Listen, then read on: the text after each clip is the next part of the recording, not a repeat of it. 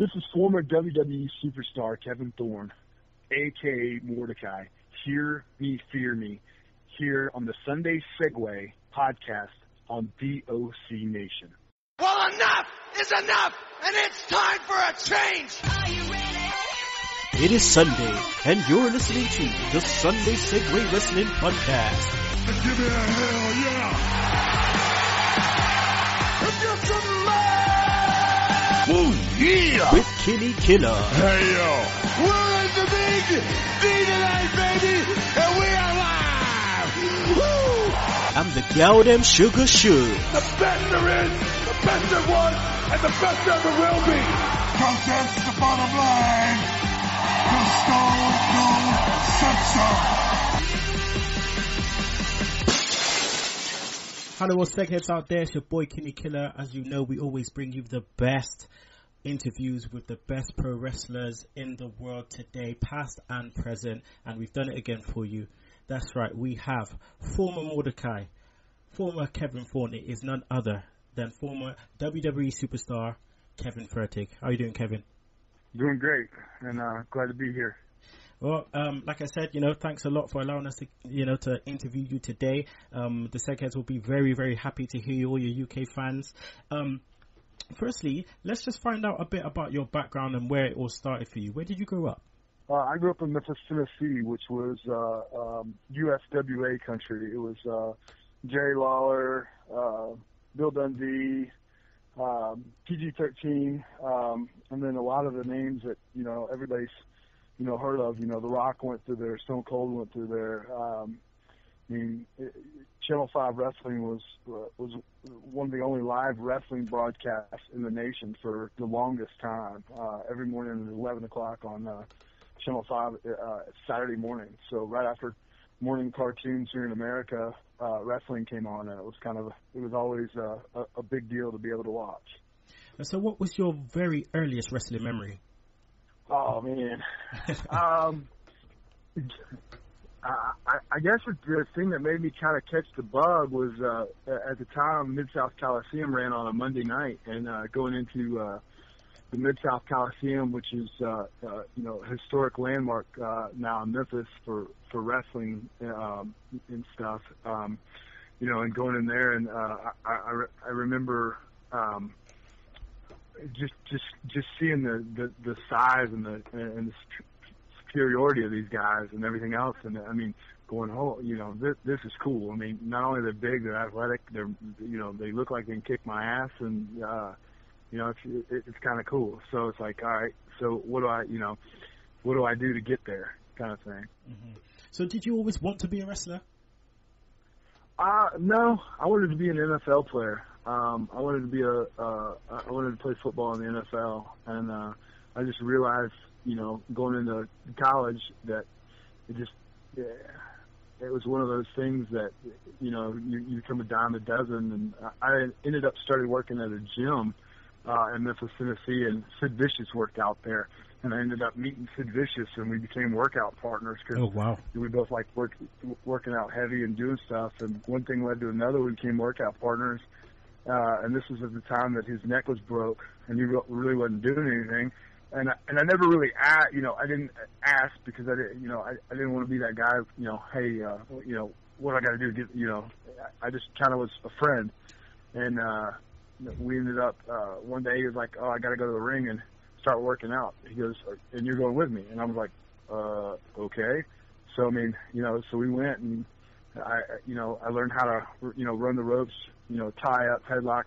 And then the next weekend he got me a match, which, I tagged with him. He pretty much did it all, but, it was one of those things, and from that day forward, it was like, all right, now I gotta do this.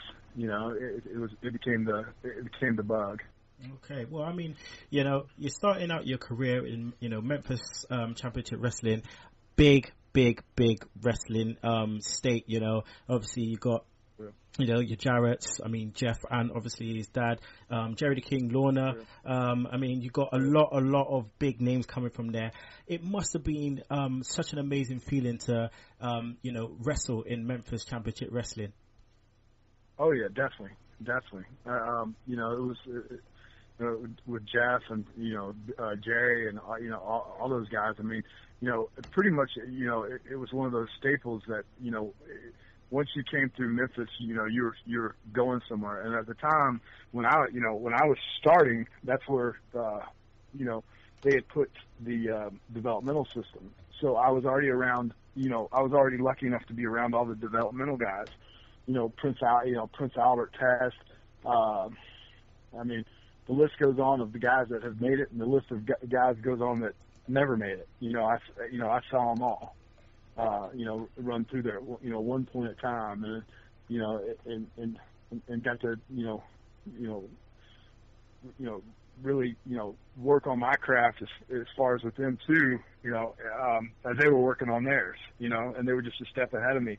The reason why I started it wasn't US, it was Power Pro Wrestling at the time, but Kurt Angle had just been called up to TV, and they needed somebody to fill a spot and for a match, and they were like, "Oh, all right, you got to go."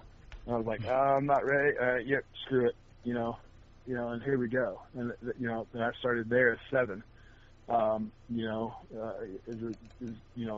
Monster Tight Field, 7 Deadly Sins, all that stuff. And that was my gimmick in Power Pro. And I mean, it started that day because somebody got called up and they needed somebody to, fill in. So. Okay. So, who do you credit to training you? Man, Sid started me. There's so many guys along the way. I mean, Sid started me. Danny Davis and OVW, Rip Rogers and OVW. Lance Storm came through OVW. Al Snow came through OVW. I mean, there were so many guys, that because of developmental that I had the pleasure of learning from. I mean, that's the thing is, you don't ever stop learning. I mean, I got brought into the business. I really didn't ever go to a school per se. Sid brought me in. WWE signed me. I went to Louisville. Danny Davis was there. Rip Rogers was there. Lance Storm. The list goes on. I mean, Billy Gunn was there for for 2 or 3 months, and I got the pleasure of learning from him. I mean, the thing is I think you guys get, what school did you go to? There's no school because there's never a time that you don't stop learning. Mm-hmm. I haven't wrestled in 3 years. I'm wrestling this weekend at Six Flags with Al Snow and Ken Anderson, and I mean it's like I know I'm going to learn again from those guys. I mean it's crazy. Mm-hmm. All right. So I mean, there's a lot of young wrestlers out there, today, learning their craft. How important was it for you, or is it for, these current young crop of talents to learn from the indies and learn their craft and travel the world? Well, I mean, they have to. I mean, the more you get to go around the world, the better. I mean, heck, I love, when I was in England, I love my time over there. I mean, I think the wrestling's so good there because, I mean, guys are working almost every day, somewhere, a different holiday camp or, a different,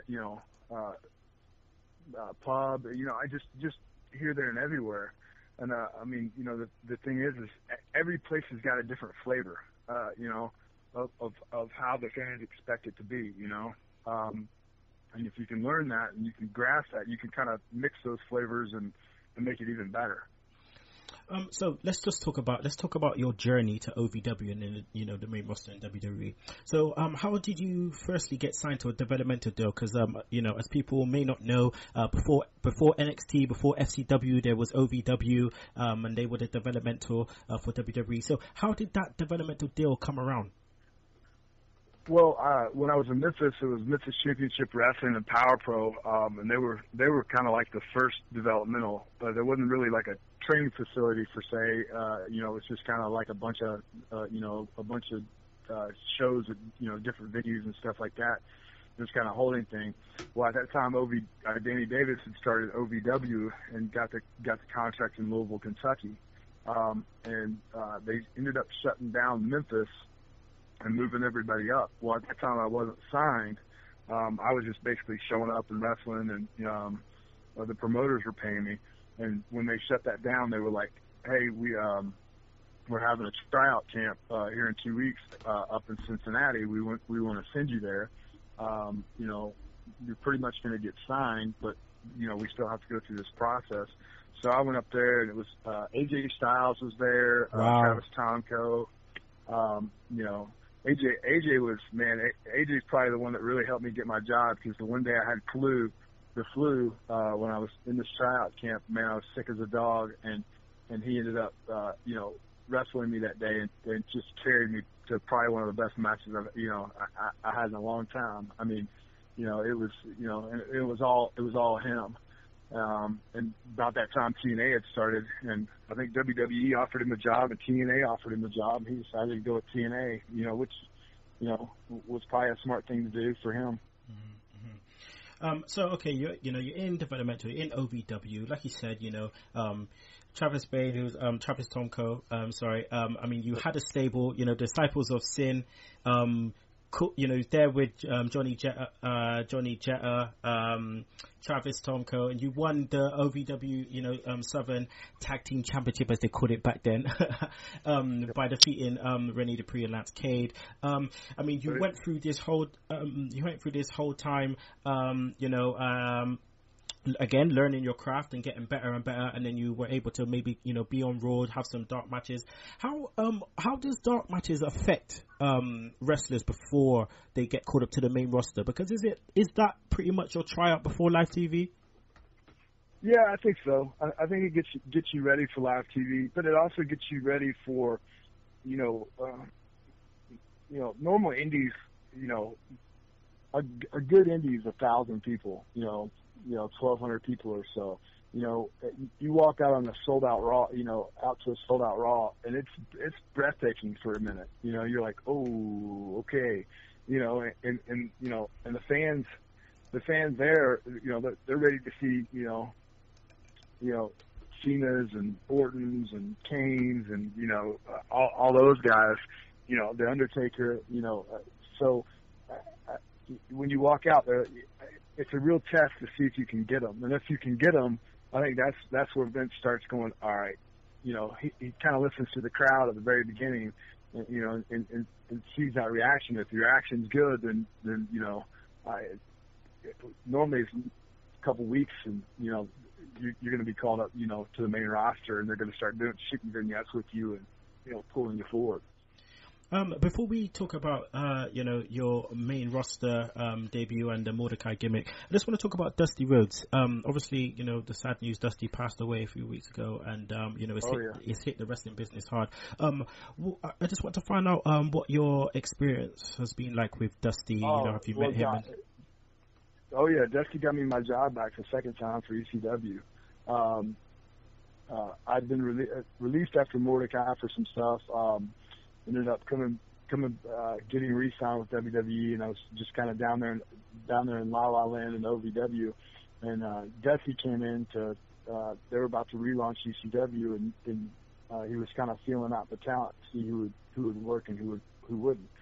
Well, they knew that they wanted to do the vampire gimmick on ECW because of you know, the Sci-Fi Channel. So basically. You know, I've been told, hey, you're one of the lead guys they're looking at for this vampire thing. Can you do it? And I said, sure, you know, definitely, I'd love to. You know, Dusty just sat there and did promos with everybody just to see what everybody could do, and he saved me for last.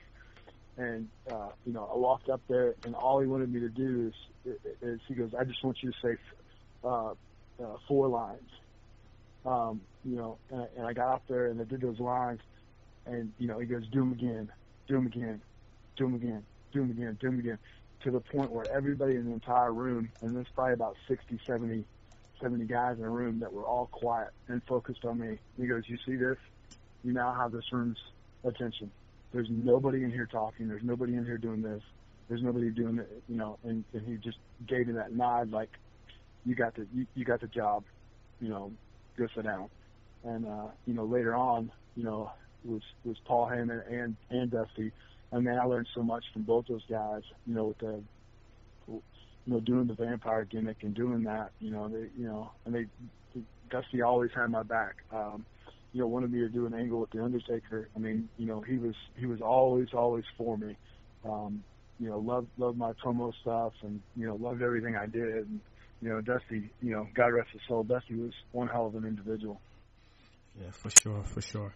All right, let's go on to Mordecai, the Mordecai run, because when I saw the vignettes on SmackDown, I mean, I was 18 then, and when I saw that, I thought, this is going to be crazy. This is going to be so nuts and it's going to make such a big impact in the business. I was all ready for that. So let's just talk us through. Everybody was ready for it. The only problem was I was a kid and I was an idiot, and I ended up getting in a fight in the pub in Louisville, and hurt a kid pretty bad, and they ended up getting sued. The kid was trying to hit my wife with a bottle, and I ended up taking my big kickball soccer ball size head and flattening him right there on the floor, and we ended up getting sued, and they basically told me that they couldn't use me because of lawsuit stuff, that it would be bad business for WWE and for me, so they let me go. Oh no, but come on, man! When someone is messing with your wife, I fucked it huge. Vince hated me for a while, and I came back to that one. So so we got to that, but Seven was a larger than life character down in OVW, okay, and they're sitting there. You're gonna get called up. How did the talks about the gimmick and how it was going to come across, and the future talks of what Mordecai was going to become? Because I envisioned that it had some kind of ties to Undertaker. Oh yeah, we were going straight at Undertaker. It was going to be 5 pay-per-views, is what I was told. All the way up to Mania. It was. Me and Travis Timeco, or Bane, were on the road with doing house shows as a tag team all over.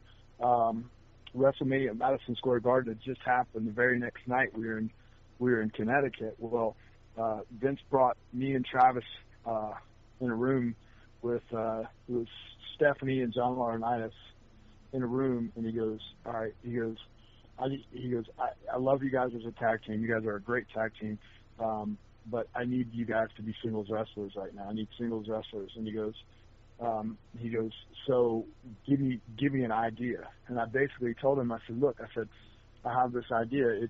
It's kind of like what I was doing a long time ago. It was based after the 7 deadly sins, and being just this radical priest or preacher, that was dead set against the sins of the world, but always dressed in white, because anytime you get dirty and white, that you've sinned, and be angelic as can be coming out, and being the Father and all this stuff, and eventually, if it all would have played out, when they always talked about the Father was going to be Vince, So I mean, it would have been, this conversation would have been a whole lot cooler. My house would have been probably a whole lot bigger, and I would have had a lot more cars in my driveway. But I'm an idiot, and I fucked up. But hey, you live and you learn. You live and you learn. You do live and you learn. So, 2014 Judgment Day comes. I'm getting hyped now, because you're about to debut. I'm getting hyped. You're all in white. You got the white hair. You got the white eyebrows. You're going in, all right? You come out with this massive cross, and I'm thinking, geez. Now, I'm a pyro fiend, okay? As soon as you drop that, as soon as you drop that, I was like, boom, this is it. Scotty Too Hotty's ass is getting kicked. So it comes out, larger than life character. Everyone's going crazy. Everyone I knew who enjoyed wrestling was going crazy. Then you just got pulled off TV. You explained that. We won't go back into that. But what was it like playing that character? Oh, it was awesome, man. I mean, it was really awesome. My son's 7, and we just recently kind of started watching wrestling and stuff, and he's like, Dad, he goes, did you ever have any cool pyro? Did you have any cool this? And I go, oh yeah. And so I showed him the video of the Mordecai entrance. He goes, dude, that's so cool. Oh my dude, that can't be you did that. No way. I mean, it was something else. The funny thing is, and the funny story about that is, as far as the Mordecai thing, they didn't tell me I had pyro because there was so much stuff going on all day with different things. They didn't tell me I had pyro until like 2 minutes before I walked out. And they supposedly had put a little orange marker on the floor for me to get to before I slammed the cross down, because if I slammed it down too early, that white robe would have caught on fire. Or if I would have been standing in the wrong place. So they're like, yeah, well, they're spraying me down with a flame retardant on that white robe, just in case. And they're like, all right, so you're going to walk out 5 feet or five steps, 5 yard steps, and slam your cross down. When you do that, there'll be huge percussion, so get ready for it. And then fire's going to shoot down the entranceway. And I still remember it. And if you really look, zoom in on my face, the first time I'm coming out, you can see that I'm like, oh shit. All right, where's this line? Where's this line? Where's this line? Someone forgot to put the line out there, of course. Oh. So I finally just get to where I think it's going to be, and when I go to slam that cross, I'm like, here we go. If I catch fire, I catch fire, but I'm doing it.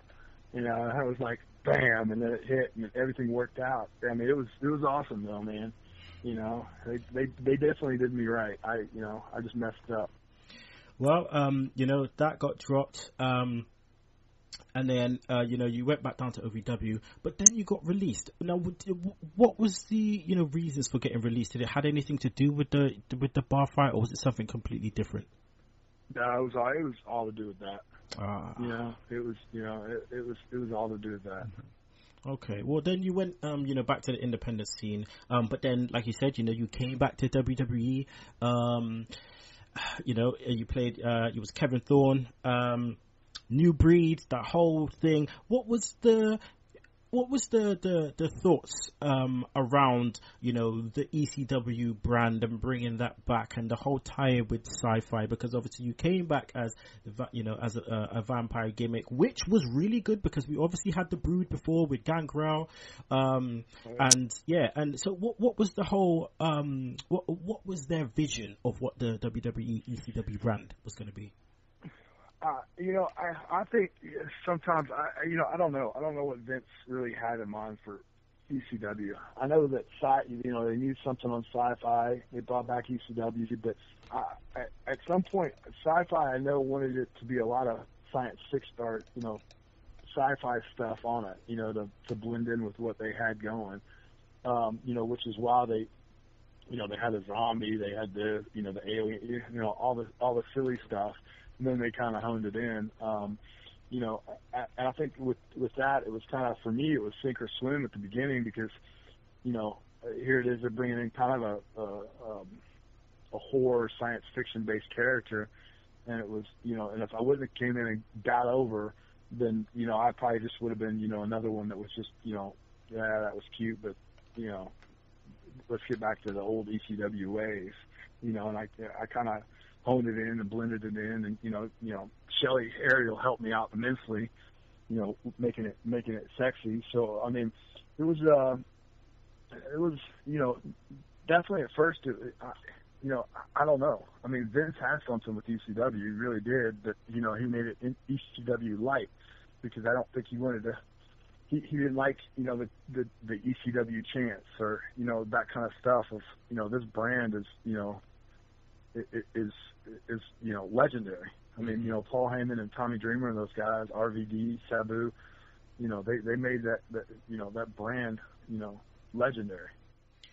So, you're in ECW, you're Kevin Thorn, vampire gimmick. Here comes Ariel. I have to give a shout out to Shelly Martinez, our VOC Nation sister. So I definitely have to give her a shout out. So here comes Ariel. Definitely interesting pair, and the fact that you definitely complemented each other, and then here comes the thoughts of the New Breed. They had this whole New Breed angle going on. Again, what was your thoughts on the whole New Breed gimmick and angle? I mean, it was good. I didn't the mix in was kind of strange because here it is. I didn't see how I fit in, but somehow they made it work. Here's this vampire gimmick with an ex-school teacher, Monty Brown and Elijah Burke. I don't know how it kind of tied in, but it did somehow.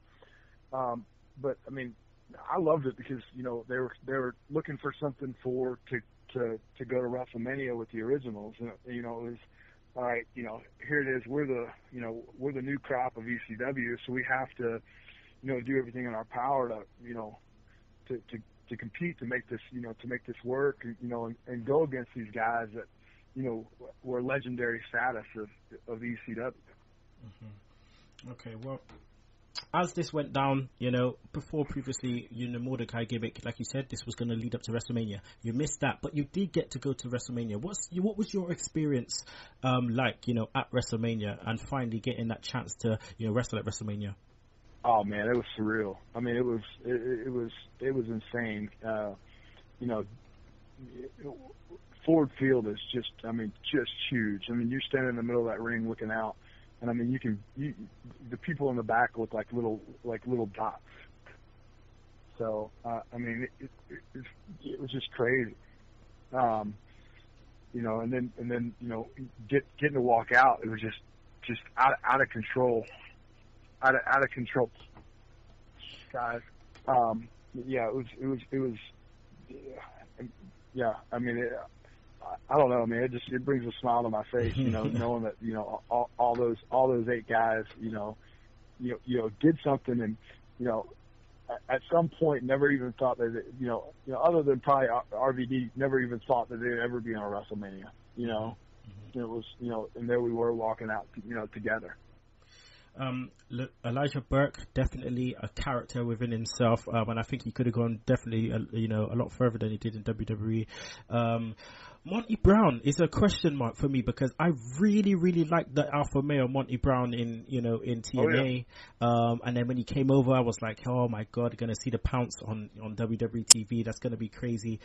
And it was just a shame that we didn't get to see more of him. I would definitely like to get the chance to interview him just to speak a bit more about his time with WWE because it was so short. But we're interviewing you, so let's go to later on in the ECW career. Shelley got released. You were then gonna go solo, and it seemed like you were gonna get a bit of a push.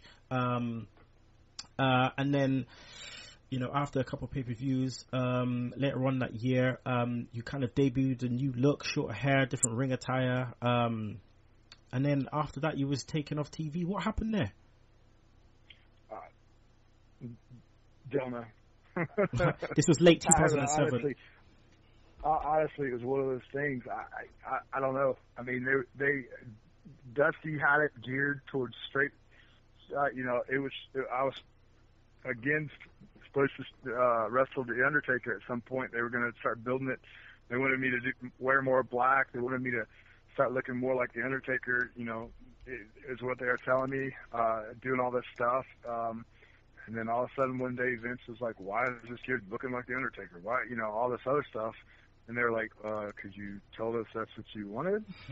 And who knows? And then I was like, "Well, fuck it, I'm gonna go cut my hair." I did. I said I'll change it up a little bit. I did, and come back to TV the next week. And he's like, they're like, "Well, why did you cut your hair?" "Well, because that's what you guys told me to do." And all of a sudden it was, "Oh, well, who told you that?" "You did. You told me you wanted me to change it up a little bit." So I did. I explained this to you. Now all of a sudden we didn't want to do it. And it's like WWE is one of those things, man. It's a wild ride, and the guy that's in charge of it is single-handedly the most brilliant person in the entire world, but also a child when it comes to his toys. One day he likes this action figure better than this action figure, and he's going to play with it for 3 weeks, and then he'll toss it to the side, forget about it, and then go back to these other 2 action figures. it's the unfortunate, nature of the beast. The guys that are lucky that stay on top are somehow, his favorite 5 action figures. And then after that point, everybody falls by the wayside. You get played, you may or may not, get played with for a couple weeks, and all of a sudden you're going to get played with for 6 weeks, and then, you get put to the side again. It's just the way it is, man. Mm-hmm. Yeah.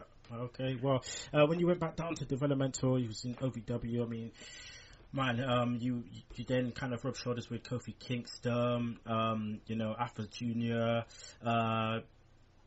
Michael Tarver, who are Sean Spears, who's back in WWE as Ty Dillinger. And then, who was a hell of a talent. Spears was a hell of a talent. I could imagine. So was Kofi. And I mean, again, they changed from OVW to FCW, and then it looked like I remember on the dirt sheets around that time, 2008, that there were again plans for you to kind of be feuding with the Undertaker, and then I think you got injured. Yep. Yeah, I ended up down there. That's the pluses and minuses of a good developmental system is, and at that time, I mean, the next facility now is state of the art. I mean, they've got doctors, they've got trainers, they've got people taking care of you, all that stuff. We never had that, growing up in the developmental system. I never had that. Now they've got a weight room, they've got a strength trainer on standby. They've got a massage therapist on standby, a chiropractor on standby. They have all these things to keep them healthy. And at that time, I ripped out pretty much all the cartilage in my hip, and my hip was locking up. Every time I took a bump or I'd do something, I couldn't get back up. And it finally got to that point. Man, I was, I couldn't do it anymore. I called them. I told them. I said, look, I physically need to get my hip fixed or something, or whatever else. And they're like, well, do it, but you got to be back by a certain amount of time. And I did. And about that time, they're like, oh well, it wasn't quite fast enough. We're gonna go ahead and go with this now. And I went, that's it, fuck it, I'm done. I'm not playing. I'm a grown ass man now. I'm not playing any more fucking games. I enjoyed my time with WWE, but you guys, somebody's got to make up their mind. You can't, tell me to, get back from an injury that's going to take 6 months to get back from in 6 weeks, and I do, and I'm, I was doing physical therapy, 5 hours a day, every day of the week. I mean, trying to get back and, and do this in time, and then all of a sudden you change your mind because you're not quite sure the direction you want to go. And at that point, I was like, I'll just take my ball, go home, and be happy, and I did, and I mean, I enjoyed most of my time on the Indies. I definitely enjoyed my time all over UK. I definitely enjoyed my time in Europe, and stuff. And then, finally for me, I just got to a point where I just needed to be away from wrestling for a while. I mean, I've pretty much been gone the past, 2.5 years. I put my all my gear in the deepest, darkest part of my house and pretty much buried it and just, concentrated on my family and, some businesses and some other stuff. And I mean, sometimes I think you have to pull back to really realize what you had. And then really realize why you're doing it. I was getting frustrated, just working for money where, now, the reason why I've kind of come out of the dark again is, it's going to be nice to, money's nice, but now it's more for fun. It's more just to have a good time, and goof off with my friends, I haven't seen in a while. Mm-hmm. I mean, we follow you on Twitter, so we know, you have a lot of pictures and stuff of you, taken with your son.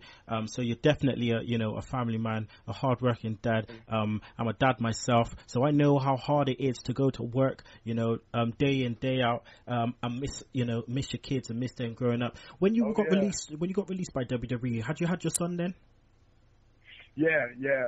The final straw, you know, is when I had my hip surgery and stuff. He was one then, and I was on crutches and stuff like that, and you know, I fought so hard to get back, and you know, the doctor was like, you know, you may have 5 or 6 years if you keep going at the pace you're gonna be at before you'll end up needing a cane and hips, you know, total hip surgery, you know, replacement. And I was like, and at that time, you know, I was just like, oh, you know, I don't know what to do here, you know, and you know, I talked to my wife, and you know, really talked to some other, you know, some people in the business that who were my friends, who were, you know, always influential and always steered me in the right direction.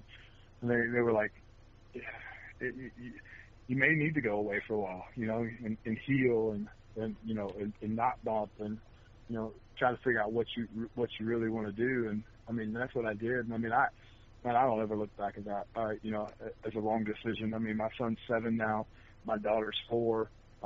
You know, I financially I'm set up, you know, to take care of them. Financially I'm set up to take care of my wife. You know, without the stress of, you know, is this promoter going to pay me, or is this promoter going to, you know, and all that kind of stuff. You know, it's definitely, you know, as you well know, you know, being a father, you know, you cut my leg off, you know, if it means I get to, you know, be with my kid another day, you know. Mm-hmm. So I mean, I think that's you know, that's the thing is being a father is really, you know, really changed my life as far as my, you know, my goals, my aspirations, and all that stuff. Yeah, I had a dream of being a big, you know, WWE superstar one day, and, you know, main event in WrestleMania. But then I had a kid, and I'm like, man, I'm a world championship dude every day. This dude this kid looks up at me like, you know, I've hung the moon every day. I mean, so you know, there's no greater joy. Mm-hmm. That's great words, man. Great words, my friend. Who was your favorite person to wrestle with? Man, I've got a couple. Run through the names, my friend. I really enjoyed working with RVD. I really worked. You know, Dreamer for sure was another great one. You know, Lance Storm, when I was just doing dark matches and stuff like that, I had some awesome stuff with him. Independent wise though, man, believe it or not, Chris Travis, who I heard is doing a big comeback, you know, from cancer and everything else, man. Mm-hmm. My time in England, when I got to, you know, we had our little angles and for 1PW, I thoroughly enjoyed wrestling him. You know, because it was fun wrestling with somebody who knew a lot, but knew so little as far as, you know, how to get his character over, get himself up, you know. And I really enjoyed getting a chance to like see him, like, you know, over the, you know, 3 or 4 times he got to wrestle, see him blossom, you know, come out there and beat the shit out of him the first time, you know, working in a tag the next time, you know, and then having a big blow off match, you know, all over an arena and all this stuff. I mean, it was just awesome, you know, to get out there and, you know, and have some fun. Let's quickly talk about the state of wrestling today, because we're in a bit of a weird situation at the moment where obviously WWE ruled the roost. They may have, you know, before they had a slight problem in making new superstars in terms of challenging John Cena at the top and making sure the longevity of the company was there and set. Now things have changed with the Performance Center, and you slowly seeing superstars coming in. I mean, they're bringing in guys from the indies, but then you're looking at things like TNA and how, you know, their whole deal with Destination America and how that's kind of flopping. And then again, you see the rise of the indies with ROH. You know, they just had an amazing pay-per-view. Jay Lethal winning the world title. You also got Lucha Underground. You got New Japan. You're doing big things at the moment. Does the future look bright for the wrestling business? Man, I think it's one of the best times in the world. I mean, you've got so much good wrestling out there. I mean, like last night here, I was watching Destination America and I watched TNA, you know, and then TNA leads right into Ring of Honor. And I mean, getting to watch those two shows, you know, my critique is not with the wrestling. My critique is with the production, you know, and stuff. You know, with some of those shows, you know, it could be a little bit better. But the problem is you had, I mean, these you know, these places are, you know, 6, 7, you know, 8 years old. Where, you know, WWE's been doing this for, you know, so many years now. So, I mean, which is why they're, you know, ahead of the game. I mean, they have, you know, billions to throw at it. That's, I mean, you know, oh, definitely the level of wrestling is just insane. I mean, you got the Bullet Club guys out there. I mean, there's just so much talent out there. You know, you got, you know, Matt and MVP and, you know, Kenny Anderson and all those guys down in, you know, TNA doing stuff. You know, Ethan Carter, you know, Kurt Angle's, you know, still there. I mean, good God, watching him last night, I'm like, man, he can still go. I mean, just incredible. You know, the Dixon with you know, with the Ring of Honor, you know, and some of those guys. I mean, there's just some. I mean, they're talent-wise is out of control right now. I think there's so many guys that have now peaked that it's just crazy out there. You know, you've got Global Force Wrestling coming in with, you know, Jeff Jarrett and stuff. You know, and I think it's got some, you know, talk going on like right now. It's, you know, how can you let a guy come in here and win your major belts without even being, you know, technically on the roster? You know, it's got a lot of people talking here. I mean, I definitely think, you know, timing wise in this business, I mean, it's a great time to jump in and really get after it, because there's a lot of places to work that are, you know, actually really, really drawing. I mean, you know, and that's the stuff too, is like, you know, I try to follow a lot of the stuff going on in the UK, and I see some exciting stuff going on over there. I mean, you know, you guys are building your own channels and your own, you know, organizations that are, you know, selling out and following and stuff like that, which is just crazy. Yeah, man, definitely. ICW, you know, Progress Wrestling is going crazy right now.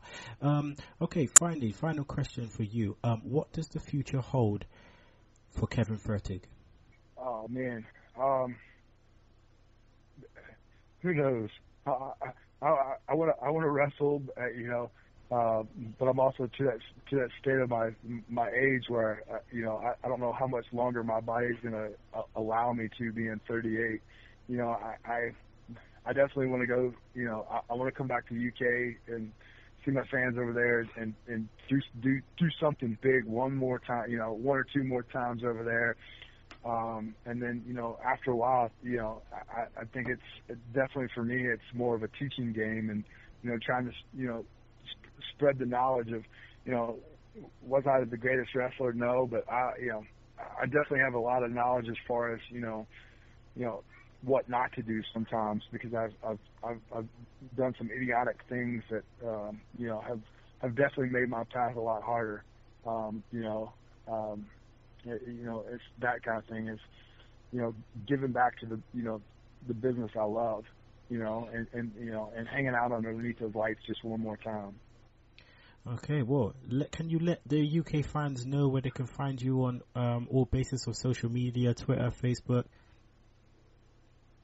Facebook, I'm really not on. Twitter is at @TheKevinFertig, my real name, and then Instagram now. If you want to follow me there, you'll see a lot of pictures of my kids and just the crazy stuff I'm doing around town in my life and stuff like that. And it's Kevin _Fertig. Okay, nice one. Well, I'd like to thank you very much for giving us this time and opportunity to interview you. I know the Segheads appreciate it. So all I can say is good luck with everything in the future, and thank you very much. Oh, well, thank you. And I enjoyed it, man. It's good to have time to talk about wrestling again.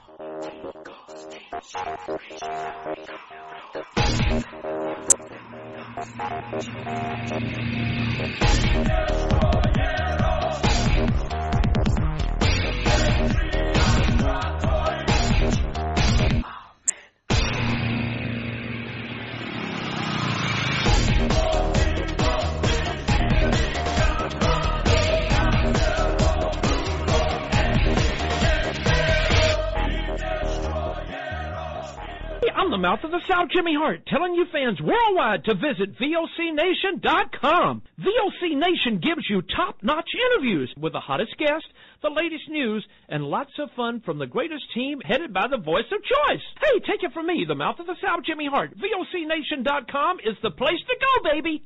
Okay, Philadelphia parents, listen up. Do you have a child in the house that's just about to learn how to drive? Well, you got to do this. You got to head over to DuncanschoolofDriving.com. Best of Bucks County 2013 as voted by the Courier Times. Duncan School of Driving, specialists in teenage driver training. Keep that insurance down. Keep them accident-free. 215-639-1990. They're endorsed by the Pennsylvania Police Officers Association. DuncanSchoolofDriving.com.